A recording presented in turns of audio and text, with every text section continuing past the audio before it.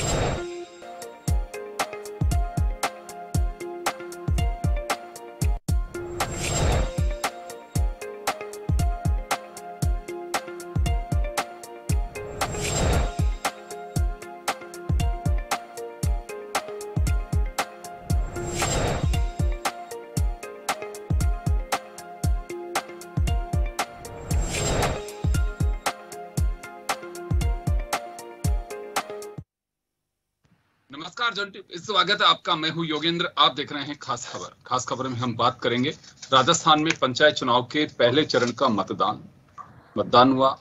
काफी गर्माहट, छुटपुट घटनाओं को छोड़ दे तो शांतिपूर्ण तरीके से मतदान हुआ है। और क्योंकि यह जो चुनाव होते हैं इसमें ज्यादा ये कह सकते हैं कि प्रॉब्लम होती है, लॉ एंड ऑर्डर की सिचुएशन जो है वो थोड़ी बिगड़ जाती है, लेकिन काफी ठीक स्थिति में कह सकते हैं कि मतदान भी ठीक स्थिति से रहा। लेकिन जो कतारें अक्सर सभी जगह पे दिखाई देती थी वो थोड़ा सा बहाव रहा। तो धीरे धीरे मतदान जिस तरह से जैसे जिसको समय मिला उन्होंने किया। लेकिन बात मूल ये है कि राजनीतिक दलों के अपने दावे हैं। बीजेपी का कहना है कि पहले चरण में जो जनता ने मतदान किया है वो भाजपा की नीतियों को लेकर के किया। कांग्रेस का कहना है कि चिरंजीवी योजना सहित मुख्यमंत्री अशोक गहलोत की जो जनहित के काम हैं उनको लेकर के जनता ने मतदान किया। हमारे साथ वरिष्ठ पत्रकार श्याम सुंदर शर्मा साहब हैं और राजेंद्र सिंह शेखावत साहब हमारे साथ भाजपा नेता हैं। कांग्रेस से राजेंद्र आर्य जी हमारे साथ हैं। सभी का स्वागत है। श्याम जी, आपके पास आना चाहूंगा मैं एक बार।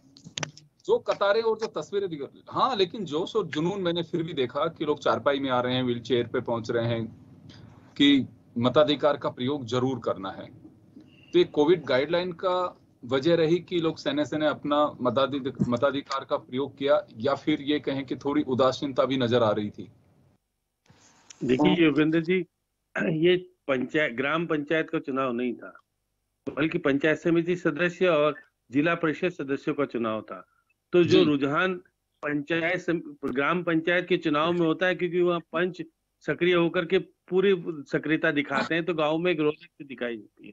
अब क्योंकि जिस प्रकार से चुनाव में, ये भी बात सही है कि गर्मी का आज मौसम भी गर्मी वाला मौसम था, और लेकिन ये बात भी सही कहा जा सकता है कुछ जगह को छोड़ के कोई घटना भी नहीं घटी, और आपके करीब 55% से 60% मतदान हुआ है।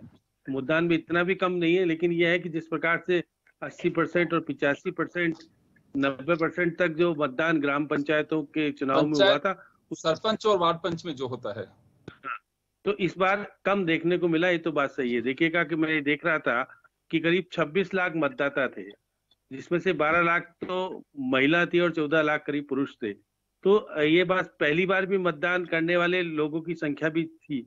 अब आज के चुनाव में यदि देखा जाए तो मुख्यमंत्री जी का मंडोर चुनाव क्षेत्र भी पंचायत समिति थी जहां पर चुनाव देखने को मिला। वहां फर्जी मतदान की कुछ सूचना मिली तो 2 गुटों में आपसी झगड़ा भी देखने को मिला। अगर महुआ की बात करें तो महुआ के 3 ग्राम पंचायत में लोगों ने बहिष्कार किया, वहां वोट डालने कोई आए नहीं।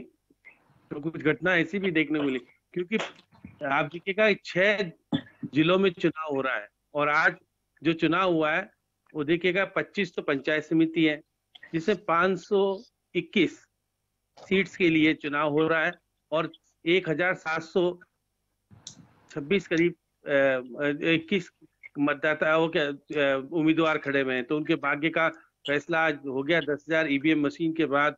और सुरक्षा व्यवस्था निश्चित रूप से अच्छी थी, और कहा जा सकता है कि चुनाव शांतिपूर्वक हुआ। और ये भी कहिएगा कि देखिएगा कि अशोक गहलोत का तो क्षेत्र था, उसके बाद बैर और भुसावर में कहेंगे तो भजनलाल थे, जाटव थे, सिकराय में ममता भूपेश थी, और कोटरूतली में राजेंद्र यादव थे, और लालचंद कटारिया का झोटवाड़ा क्षेत्र था जहां पर की हुआ। और एमएलए की बात करें तो एमएलए श्याम जी, मूल बात ये है कि मैंने एक दिन पहले भी कहा था ये कि जैसे परिणाम आते हैं तो उस वक्त सुविधा अनुसार अपने स्टेटमेंट्स होते हैं पॉलिटिकल पार्टीज के। खैर वो इंतजार करना होगा 4 तारीख का हमें, लेकिन फिलहाल तो ये कह सकते हैं कि दोनों पार्टियां अपना दावा कर रही हैं। मैं राजेंद्र सिंह जी के पास जाना चाहूंगा। राजेंद्र जी, आपके पास आना चाहूंगा। आपकी पार्टी की ओर से अधिकृत रूप से कहा गया है कि मतदान भाजपा की नीतियों के, प्रधानमंत्री नरेंद्र मोदी के लोक कल्याणकारी योजनाओं को देखते हुए लोगों ने किया। ये कैसे कहा जा सकता है? योगेंद्र जी, पिछले 2.5 साल के अंदर जो कांग्रेस का कुशासन रहा है, जिसमें कानून व्यवस्था पूरी तरह से ध्वस्त हो चुकी है। आप ये देखिए कि अनुसूचित जाति के लोग थे, उनके ऊपर करीब 52% अत्याचार के मामले बढ़े हैं। ये कोई कम बात नहीं है। बलात्कार के मामले अनुसूचित जाति के महिलाओं के साथ में 25% बढ़े हैं 2018 के मुकाबले 2020 के अंदर। आप ये देखिए अनुसूचित जनजाति पर जो अत्याचार के मामले हुए वो लगभग 72%। मेरा सर एक सवाल होगा यहाँ पे, मैं एक सवाल चाहूंगा राजेंद्र जी, एक सवाल सिंह साहब, एक सवाल है मेरा छोटा सर, एक सवाल है छोटा सा मेरा सवाल, छोटा सा मैं एक सवाल जानना चाहूंगा। मैं एक बात जरूर जानना चाहूंगा, चाहे बीजेपी हो चाहे कांग्रेस हो, उत्तर प्रदेश में ये घटनाएं होती हैं तो कांग्रेस आक्रामक होती है, राजस्थान में होती है बीजेपी होती है। सर मैं आजादी के इतने साल बाद भी अगर कोई घटना करता है तो क्या इन वर्गों को टारगेट करके करता है, या फिर केवल हम राजनीतिक हथियार के रूप में इन शब्दों का प्रयोग करते हैं? मेरा ऑब्जेक्शन है ये, आजादी के इतने साल बाद भी सामाजिक समरसता की जो बात करते हैं हम, अरबों रुपए खरबों रुपए खर्च करते हैं, आंख मूंद के भरोसा कर रहे हैं ऐसी घटनाओं। या ये नहीं कहेंगे कि समाज में अगर किसी भी बच्ची के साथ में कोई घटना हुई है या कोई दरिंदगी हुई है तो उसको हम SC ST OBC इसमें क्यों बांट देते हैं? ये सफिशिएंट नहीं है कि समाज में इस तरह का एक दरिंदगी भरापूर्ण एक चेहरा सामने आया है, या फिर कहें कि वो घटना हुई है, इसको हम ST SC इनसे क्यों जोड़ के देखते हैं? बात की ज्यादा वैल्यू पड़ेगी सर उससे। आपकी बात सही है, परंतु जब कोई कानून और व्यवस्था का जब कोई भी विषय होता है और उसको कोई मापदंड स्थापित किए गए हैं, उन्हीं के आधार पर यह तय किया जाता है कि राज्य की कानून व्यवस्था कैसी है। उसके अलग अलग मानक बनाए हुए, स्टैंडर्ड बनाए हुए, उसी आधार पर मैं कह रहा हूँ कि SC की जो महिलाएं थी, ST की 54% उनके साथ बलात्कार के मामले हुए। आप ये देखिए महिला अत्याचार बहुत बड़ा है। हम केवल जनरल महिलाओं की बात कर रहे हैं, जो कि आपने कहा कि साहब इनको बांटो मत, पर हम महिलाओं की बात तो कर ही सकते हैं कि हमारी आधी आबादी है। हम महिलाओं के अत्याचार की बात करें तो 24% मामले बढ़े, दहेज मृत्यु के 18% मामले, और सबसे गंभीर बात तो यह है कि महिलाएं पूरी तरह से बाजार में जाने के लिए सुरक्षित नहीं है, घर से बाहर निकलने तक के लिए इस राज्य में सुरक्षित नहीं है। 65% मामले महिलाओं के साथ छेड़छाड़ के बढ़े हैं। तो इस तो वोटिंग पे असर आया क्या सर? इसका वोटिंग पे असर आया इसका? नहीं, वोटिंग पे निश्चित रूप से आएगा। आप ये देखिए निश्चित रूप से जो पिछले 2.5 साल में जो कांग्रेस जनता के साथ धोखा करके और जिस तरह से सत्ता में आई थी, तो निश्चित रूप से जनता ने उनको पहचान लिया है। किस तरह से उन्होंने ये कहा था कि हम आपके कर्जों की माफी करेंगे, कैसे वे कहा था कि हम बेरोजगारों को 3,500 रुपए का भत्ता देंगे। कहाँ है वो भत्ता? गिनती करते थे सभाओं के अंदर कांग्रेस के बड़े बड़े नेता, 1 2 3 4 5 10 तक की गिनती करते थे कि 10 दिन के अंदर हम कर्जा माफी कर देंगे। तो ये जो चुनाव हो रहे हैं, ये उन्हीं वर्गों के चुनाव, लोगों के भावनाएं जुड़ी हुई है उन लोगों की कि हमारे साथ। चलिए मैं वापस आ रहा हूँ सर, वापस लौटूंगा सर आपके पास में, मैं वापस लौटूंगा। राजेंद्र आर्य हमारे साथ में जुड़े हुए हैं, कांग्रेस नेता। राजेंद्र जी, अभी आपने सुना सिंह साहब को, उनका साफ कहना है कि 2.5 साल के अंदर प्रदेश की स्थिति, जो वादे थे वो पूरे नहीं हुए। दूसरी तरफ कांग्रेस का ये दावा है कि हाल ही में ताम्रध्वज आए थे, जो मैनिफेस्टो कमेटी के चेयरपर्सन है सोनिया गांधी के कहने पे वो पहुंचे यहाँ पे। आप लोगों का दावा है कि लगभग 60 से ज्यादा फीसदी काम हमारे पूरे कर चुके हैं हम। ये दोनों की परीक्षा होगी। अभी प्रतिपक्ष इस बात को खारिज करता है, इनका साफ कहना है कि कानून व्यवस्था नाम की चीज नहीं बची है, वादे जो किए थे वो पूरे नहीं हो रहे हैं। आपकी तरफ से है कि हमने इतने वादे कर दिए, यानी कि 2/3 के आसपास वादे पूरे कर चुके हैं। तो ये परीक्षा की घड़ी मानी जा सकती है इसे, कि हाँ वास्तव में जनता सरकार के चेहरे को देख के खुश है, या फिर ये कहें कि जो स्थितियां बनी है उस पर ठप्पा लगाया जा रहा है? योगेंद्र जी, जो आज पहले चरण में जो पंचायती राज चुनाव हुए हैं, मतलब करीबन 26 लाख मतदाताओं द्वारा, उस चुनाव के लिए मतलब पंचायत राज संस्थान से जुड़े हुए जो लोग हैं या जो चुनाव कराने वाले निर्वाचन मतलब विभाग के जो कर्मचारी हैं, उन सबको बधाई और उन जनता को भी आभार कि उन्होंने शांतिपूर्ण मतदान में भाग लिया।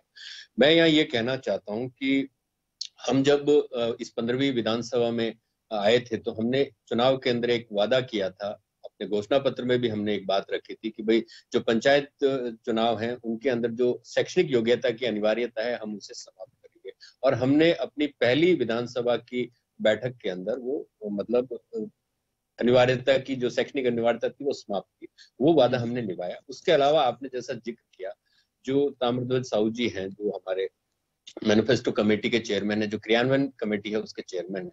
तो हमने करीबन 65% वादे अपने निभाए हैं। आज इस बात की आप jankalayan.rajasthan.gov.in पे जाके इस बात की वेरीफाई कर सकते हैं, एक एक चीज वहां पे उपलब्ध है।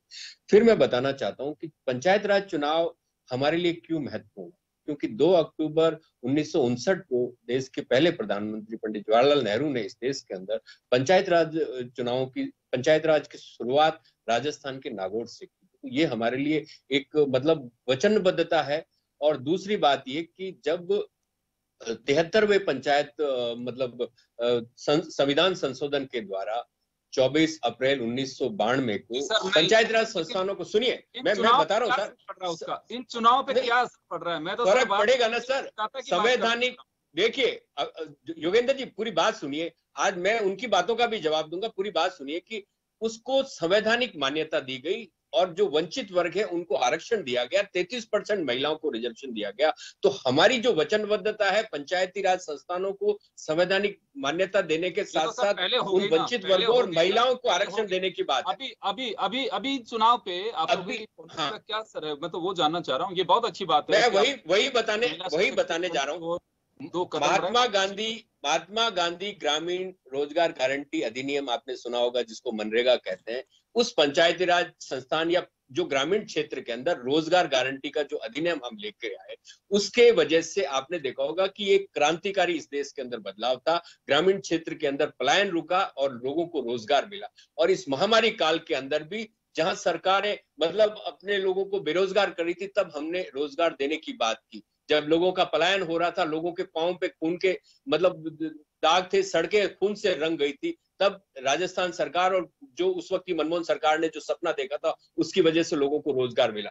फिर मैं बताना चाहता हूं, ग्रामीण क्षेत्र के अंदर 5000 से अधिक आबादी वाले जितने भी गांव हैं, उसके अंदर 1200 महात्मा गांधी अंग्रेजी माध्यम स्कूल खोले जाने हैं।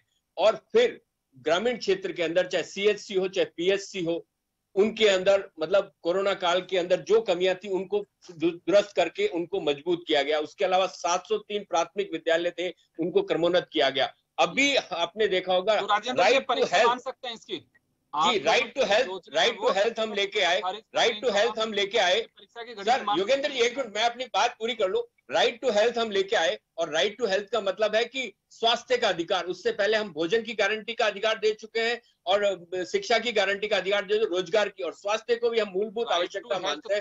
तो ये भी प्लानिंग कर रहे हो, ले आया नहीं है? नहीं, अब आ जाएगा सर। मैं आपको कह रहा हूँ ना, जब हमने जिस चीज की प्लानिंग की है, फिर मैं आपको बताना चाहता हूँ, चिरंजीवी स्वास्थ्य बीमा योजना प्रदेश में लागू हो चुकी है, उसका फायदा मिला है। अब मैं राजेंद्र सिंह जी शेखावत की बात का जवाब दे दूं। ये बड़े पुलिस अधिकारी रहे, राजनेता से पहले पुलिस अधिकारी हैं, इनको ये बात कहनी चाहिए। ML लाठर साहब ने ये कहा था अपनी प्रेस कॉन्फ्रेंस के अंदर कि राजस्थान के अंदर अनिवार्य FIR सिस्टम लागू है। उससे सबसे पहले मामले कैसे दर्ज होते थे साहब? 35% मामले कोर्ट में जाने के बाद इस्तीगासे के माध्यम से और दर्ज होते थे। आज की तारीख में वो एकदम से घटे हैं अनिवार्य FIR। फिर उसके बाद में 37 से लेके 42% मामले जो कि इंटरोगेशन और आपकी जो प्राथमिक जांच के बाद में भी फर्जी पाए गए। तो आप इस चीज को देखें ना, राजस्थान के अंदर पुलिस पूरी तरीके से पारदर्शिता के साथ और जिम्मेदारी के साथ काम कर रही है। सरकार ने, पहले लोग FIR दर्ज कराने से डरते थे, आज FIR दर्ज कराने के लिए आप इलेक्ट्रॉनिक माध्यम से भी और जीरो FIR भी आप दर्ज करवा सकते हैं। तो आज इस चीज को देखिए ना, सरकार किसी भी सूरत में अपराधी को नहीं बचाना चाहती, लेकिन अगर कोई गलत मामले होंगे तो उनकी भी जांच होती है, और तमाम तरीके की बातें राजस्थान के अंदर और दूसरे देशों। आप, मैं बताऊं आपको, अभी कुछ दिन पहले दिल्ली के अंदर भी प्रधानमंत्री आवास से कुछ दूरी के ऊपर बलात्कार हुआ, हत्या हो गई 9 साल की लड़की की। आज उस बात की हम राजनीति नहीं करना चाहते। अपराध राजनीति करने का विषय नहीं है, अपराध सामाजिक समस्या है। उस समस्या को आपस में मिलके किया जाता है, और राजस्थान सरकार अपने पूरे के पूरे विकास का जो एजेंडा है, सभी दलों को सोचना होगा सर। सभी हम कह रहे हैं हमने कभी गंदी यहाँ में से यहाँ हम सोशल प्रॉब्लम इसे बताएं, उत्तर प्रदेश में हम इसे सरकार का फेल्योर बताएं, या बीजेपी कहे उत्तर प्रदेश में किया तो सामाजिक समस्या है, राजस्थान में इसे गवर्नमेंट का फेल्योर बताएं। तो ये सब चीजें चाहिए, ये आपको तय करना है, राजनीतिक दलों को तय करना है। योगेंद्र जी मैं बताऊं, जो महंगाई इस वक्त देश के सामने सबसे बड़ा मुद्दा है, बेरोजगारी इस वक्त देश के सामने सबसे बड़ा मुद्दा है, और किसानों की समस्या इस वक्त देश के सामने सबसे बड़ा है। केंद्र की सरकार क्या कर रही है बताएं? आज जो 414 रुपए का गैस सिलेंडर था वो 865 रुपए का जयपुर में मिल रहा है, उसके बारे में केंद्र सरकार चुप क्यों है भाई? और हमारे 25 सांसद चुप क्यों है भाई? भाजपा के जो हमारे विपक्ष में बैठे लोग चुप क्यों है? आज डीजल 100 रुपए के आसपास बिक रहा है, पेट्रोल 110 रुपए के आसपास बिक रहा है, भाजपा क्यों चुप है? फिर मैं आपको बता दूं, किसान पिछले 8 महीने से 500 से ज्यादा किसानों की डेथ हो चुकी है, आज तक केंद्र सरकार ने उनसे बात नहीं की। 2 करोड़ रोजगार देने का मोदी जी वादा करके आए थे, 7 साल निकल के 14 करोड़ तो वोट, 10 करोड़ बेरोजगार और हो गए, 30 करोड़ लोग गरीबी की रेखा के नीचे चले गए और 97% लोगों की आय घट गई। आय किसकी बढ़ी है? सिर्फ 2 लोगों की। ये सरकार बताए कि भाई इन्होंने आज राजस्थान सरकार तो अपना अच्छा काम कर रही है। मैं वापस आऊंगा आपके पास में जी। मैं श्याम जी आपके पास आना चाहूंगा एक बार। महंगाई, किसान आंदोलन, पेगासस जैसा मामला, ये कुछ इस पंचायत राज के चुनाव में कुछ असर है या फिर इनसे अनभिज्ञ हैं लोग, कोई फर्क नहीं पड़ रहा? फ्यूल प्राइस कुछ मायने रखेंगे इसमें? देखिए योगेंद्र जी, निश्चित रूप से आप राजेंद्र जी शेखावत जो बोल रहे थे कि प्रधानमंत्री के नाम पर वोट डला है, मतलब गांव की सरकार बनने जा रही है, प्रधानमंत्री आएंगे इनके, तो मतलब लोकलाइज तरीके से चुनाव नहीं लड़ रहे हैं, ये प्रधानमंत्री के बेस पर चुनाव लड़ रहे हैं। आप देखिएगा स्थिति देखिए कि हमारे पास में एक ऐसा चेहरा है जिसको जनता लाइक करते, तो हम उसके नाम पे चुनाव लड़ रहे हैं। अब ये कांग्रेस वाले कहेंगे हम मुख्यमंत्री के नाम पे चुनाव लड़ रहे हैं, तो लड़ेंगे सही आपस में, क्योंकि लेकिन गांव की स्थिति जो है बनी हुई है, जिस प्रकार का जो वातावरण छाया हुआ है, वहां ना तो देखिए थानों का इतना ज्यादा महत्व है नहीं ज्यादा, बाकी चीजों को वहां पर उनको निश्चित रूप से महंगाई की मार तो पड़ रही है, तो सामने देखने को मिलता है। वहां जिस प्रकार से आप पेट्रोल बढ़ रहा है, डीजल बढ़ रहा है, उसका तो सीधा तरीके से पड़ रहा है। लेकिन गांव की सरकार में जो चुन के प्रतिनिधि आएंगे उनको अधिकार क्या होगा इस बात का? देखिए अभी बीजेपी ने 2 दिन पहले ही ब्लैक पेपर जारी किया था, वो शायद ब्लैक पेपर नीचे तक पहुंच ही नहीं पाया, चुनाव हो गए आज। तो हम दोनों राजनीतिक पार्टी दावे कर रही हैं। देखिए 25 पंचायतों में से 18 पंचायतों में बीजेपी के प्रतिनिधि नहीं है, वहां कांग्रेस के मंत्री हैं या विधायक है, उनके क्षेत्र प्रभावित हो रहे हैं। तो इसलिए देखिएगा पहले दौर के चुनाव में बीजेपी चले दावा कर ले, इनके तो वहां पे जनप्रतिनिधि है ही नहीं, विधायक है नहीं, तो इसलिए कमजोर स्थिति है। अब शेखावत जी बता देंगे कि इनके कितने विधायक हैं, और कांग्रेस के सामने चुनौती क्या है? चुनौती यह है कि वहां पर निर्दलीय विधायक है जो कि समर्थन कर रहे हैं बीजेपी कांग्रेस का, तो उनको टिकट दे दिया तो वहां के बागी खड़े हो गए हैं। इसलिए सत्ताधारी पार्टी के सामने बहुत बड़ी चुनौती है कि उनको जिता पाएंगे नहीं जिता पाएंगे, या बागी जो खड़े हुए हरा देंगे क्या? ये चुनौती निश्चित रूप से सत्ताधारी पार्टी के साथ है, बीजेपी के साथ नहीं है, क्योंकि बीजेपी के तो वहां पर विधायक ही नहीं है, तो इन्होंने जिसको टिकट दिया होगा और ये किस तरह से चुनाव प्रचार किया होगा, सारी बातें उसके ऊपर प्रभाव पड़ेगा। इसलिए चुनाव निश्चित रूप से दावेदारी दोनों करें, लेकिन 4 तारीख को निश्चित रूप से चुनाव परिणाम जो आएंगे सामने, और जब अगर प्रधान और जिला प्रमुख बनेंगे, उसमें निश्चित रूप से सत्ताधारी पार्टी साधनों का सदुपयोग करेगी निश्चित रूप से, और वो जाने का भाव कहाँ जाता है? वही जाता है जहां कुछ मिलता है, क्योंकि बीजेपी एक बात और मैं जानना चाहूंगा यहाँ पे, ये बात सत्य है कि गवर्नमेंट जो भी बैठी होती है उसकी साख का सवाल होता है। अगर आप कोई भी चुनाव लूज करते हैं तो निश्चित रूप से आपके साख पे सवाल उठता है कि जनता नाराज है। हालांकि उसकी ओर से जवाब ये आता है सामने कि ये तो लोकलाइज इलेक्शन था, इसमें आप सरकार की साख के साथ नहीं जोड़ सकते। सभी के साथ है, वसुंधरा जी के वक्त भी यही था, अशोक गहलोत साहब के टाइम पे भी अगर कुछ पे 19-20 रिजल्ट आता है तो आप तय मान के चलिए कि अल्फाज यही होंगे, ये सही है।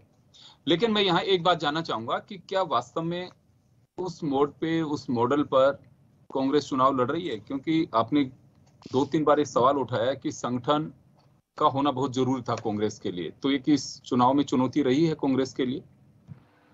निश्चित रूप से एक तो सत्ता के संगठन का तो बिल्कुल नामो निशान नहीं है। अभी कह रहे हैं हम किसके भरोसे लड़ रहे हैं, ये तो जाने के क्योंकि समर्थन देने वालों के भरोसे लड़ रहे हैं, या फिर इनके जो जिस तरह की स्थितियां बनी हुई है।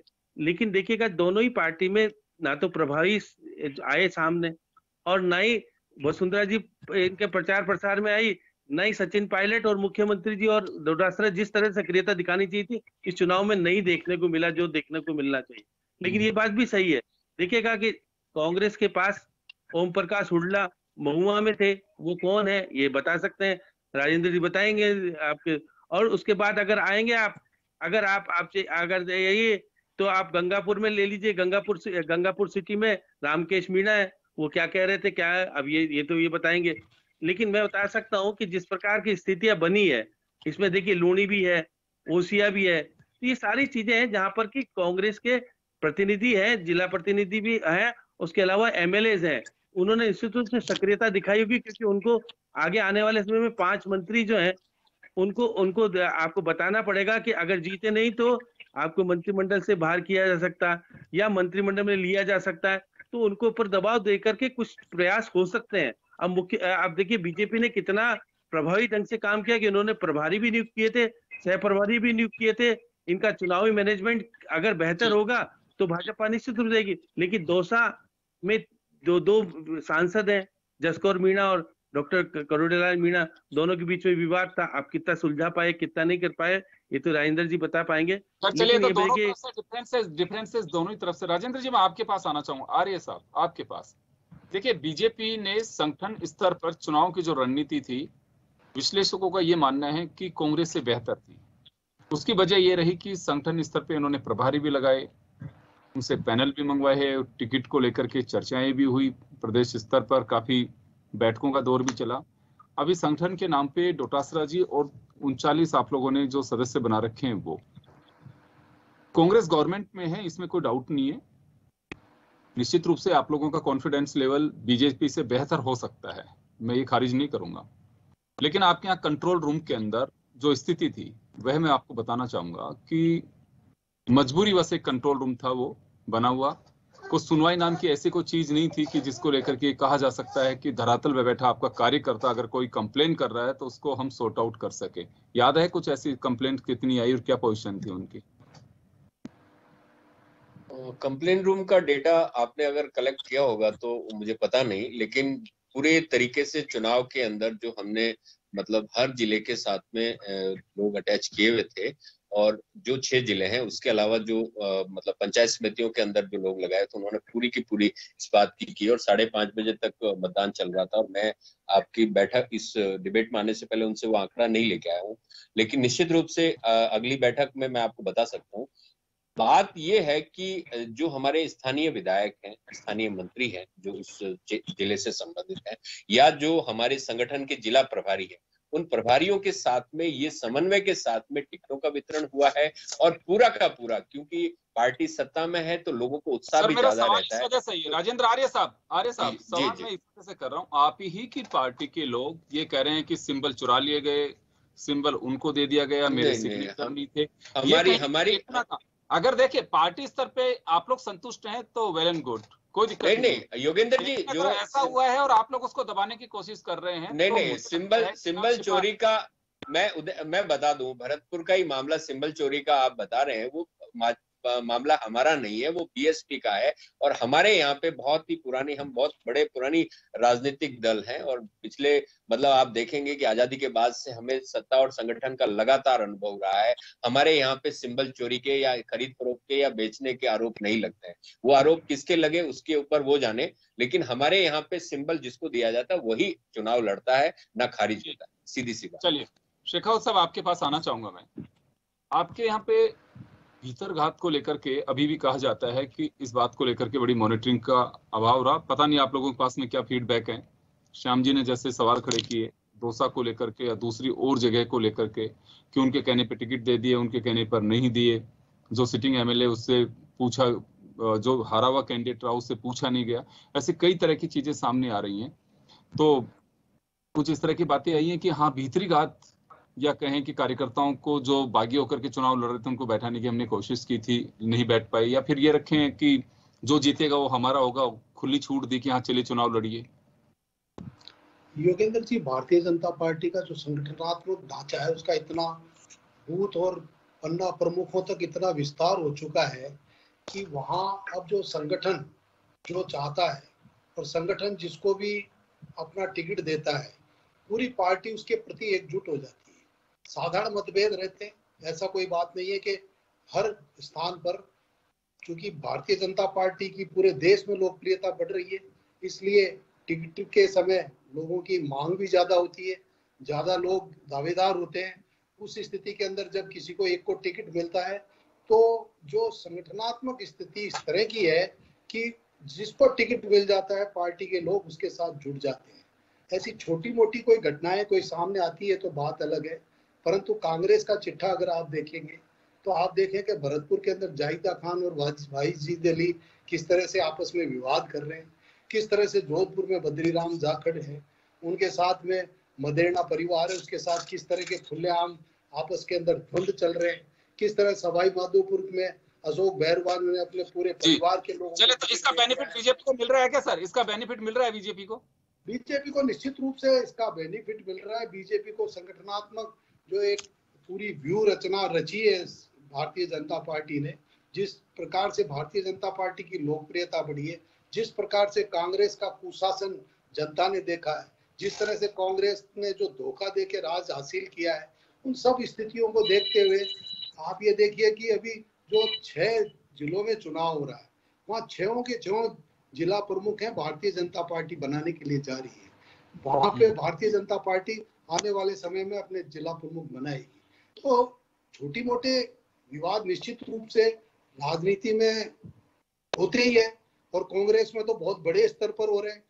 बार बार दिल्ली से पंचायत करने के लिए लोग आ रहे हैं। चलिए ये बहुत अच्छी बात है कि विवाद तो दोनों ही तरफ है। चलिए बहुत अच्छी बात थोड़ा बहुत रहता है, आपने स्वीकार किया कि विवाद दोनों तरफ है, लेकिन कांग्रेस में ज्यादा है, कांग्रेस में ज्यादा है। पंचायती के लिए कहां से दिल्ली से रोज नहीं। चलिए एक बात और जानना चाहूंगा शेखावत साहब, एक बात और जानना चाहूंगा। अपने कंट्रोल रूम जो बीजेपी का बना हुआ है उसमें आप बैठे भी देखे भी सर, वैसे जनरल में जानना चाहूंगा किस तरह की कंप्लेंट्स आई हैं आज?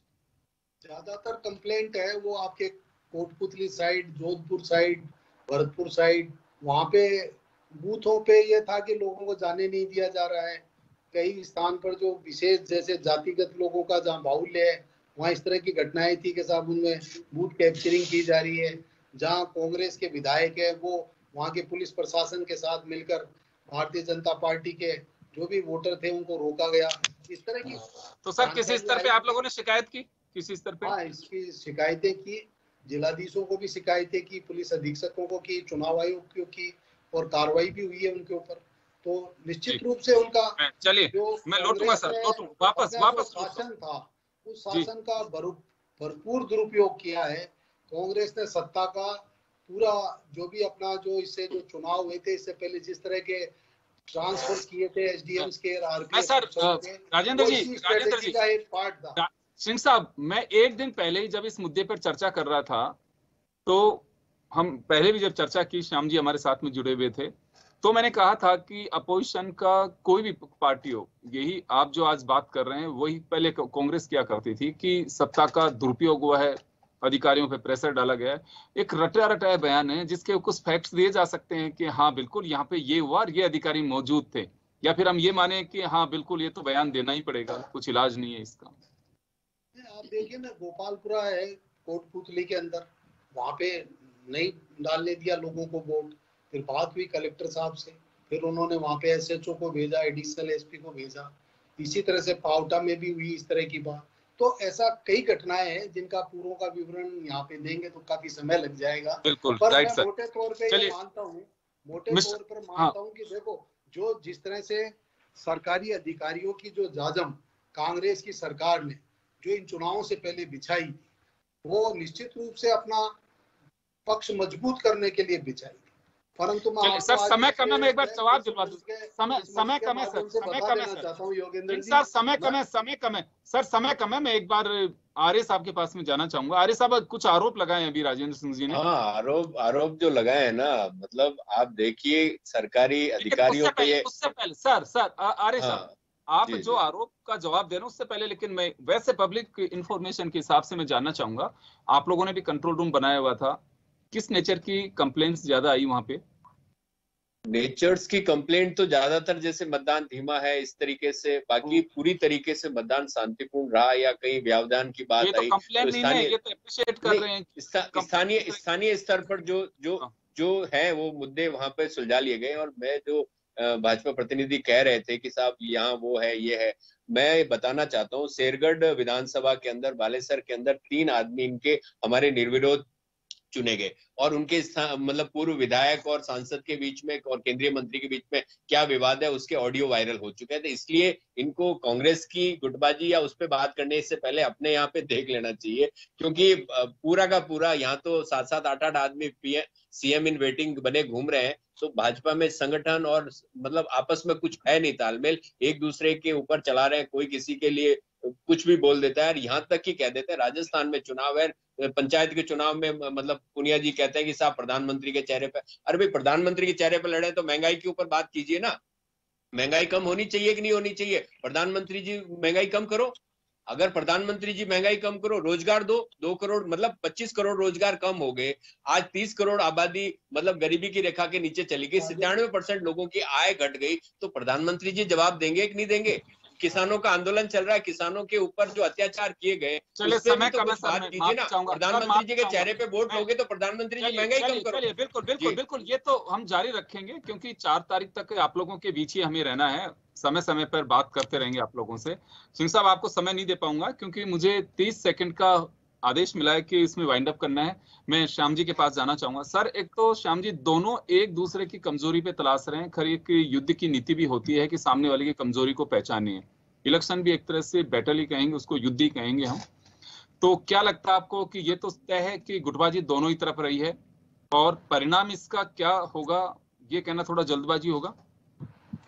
देखिए योगेंद्र जी, मतदान तो हो चुका, ईवीएम में सबके भाग्य बंद भी हो चुके, लेकिन ये बात सही है दोनों पार्टियों में बिखराव की स्थिति थी और जिस प्रकार से संगठन की दृष्टि से जो कुछ किया जाना चाहिए था न भाजपा कर पाई न कांग्रेस कर पाई।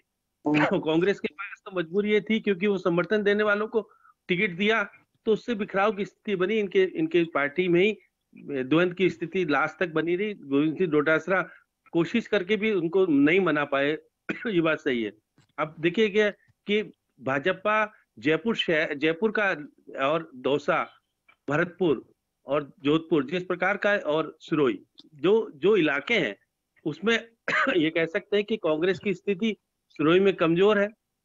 अगर बाकी जगह पे जनप्रतिनिधि अगर सही ढंग से लग पाए और उन्होंने अपने अपने प्रतिनिधि को जिता लिया तो निश्चित रूप से बीजेपी को एक चुनौती मिलने वाली है, इसमें दो राय नहीं है। बीजेपी की स्थिति निश्चित रूप से पूर्वी राजस्थान में कमजोर है, मानेंगे, क्योंकि जगत सिंह को लेके आए भरतपुर में, उसके भरोसे क्या जिला प्रमुख बना पाएंगे अभी राजेंद्र जी जाने। लेकिन जिस प्रकार से वसुंधरा जी के लोगों को ईमानदारी से काम करने का जो अवसर मिलना चाहिए था और उन्होंने पक्ष में काम किया, विपक्ष में काम किया, ये तो 4 तारीख को जब मतगणना होगी सामने उजागर होगा कि सतीश पूनिया तो इस तरह से कामयाब हो पाए नहीं हो पाए। बेशक, बिल्कुल, इसमें कोई डाउट नहीं है कि 6 जिलों का मतदान होगा ये पूरा 3 फेज में, लेकिन बहुत सारी चीजें तय होंगी इससे कि कहाँ क्या स्थिति चली, कहाँ क्या चली। और मैं ये कहना भी चाहूंगा कि पार्टियों के लिए एक रिव्यू का अवसर भी मिलेगा कि हाँ, हमें वास्तव में धरातल स्तर पे कुछ रिव्यू करना चाहिए। बेहतर होता है कि अगर किसी भी घटना से कोई लेसन लेता है और उसमें सुधार होता है, लेकिन फिलहाल जल्दबाजी होगी, किसी भी नतीजे को हम यहाँ जाहिर कर सकें इसके लिए हमें इंतजार भी करना होगा। चलिए, तो बहुत बहुत शुभकामनाएं आप सभी को, और जो भी ईवीएम में कैद हैं, जीत के कौन आएगा उस दिन बधाई देंगे, लेकिन हम तो शुभकामनाएं दे सकते हैं फिलहाल। और आप सभी का आभार। खास खबर में इतना ही, दीजिए इजाजत, नमस्कार।